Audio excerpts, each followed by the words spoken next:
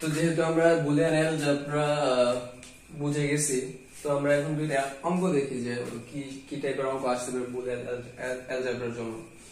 তো আমাদের এখানে দেওয়া আছে আমাদের 1 into 0 প্লাস 0 plus 1 বার বা প্রাইম বা পূরক যাই বলো সমান সমান কি হবে।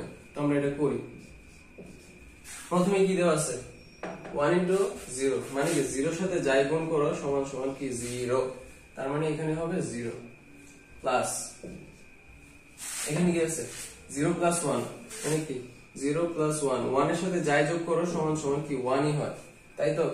এক্ষেত্রে কি হবে 1, কিন্তু 1 এর উপরে কি আছে এই ফুলটার ক্ষেত্রে কি আছে 1 এর উপরে বার আছে, তার মানে কি এখানে বার সমান সমান 0, তাই তো। তার মানে এটা 0 সমান সমান 0, এটার आंसर 0।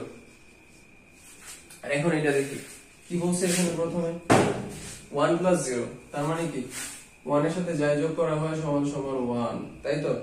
তার মানে এখানে 1 প্লাস এখানে কি আছে 1 plus 0 1 plus 0 মান কত 1, কিন্তু ডট আছে কি 1, তার মানে কি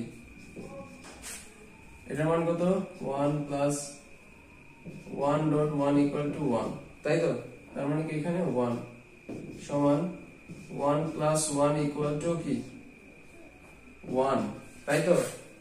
আমরা যতটাই 1 যোগ করি এখানে যদি আরো একটা 1 থাকতো এরপরও এটার आंसर একই হইতো, কারণ আমাদের বুলিয়ান অ্যালজেব্রার ক্ষেত্রে মাল্টিপল যদি আমাদের ট্রু থাকে এটার আউটপুটও যতই ট্রু থাকুক, মনে করো 1 এর অধিক 2 3 5 যতগুলো ইনপুট থাকুক আমাদের আউটপুট একটাই আসবে 1, ঠিক আছে। ধন্যবাদ।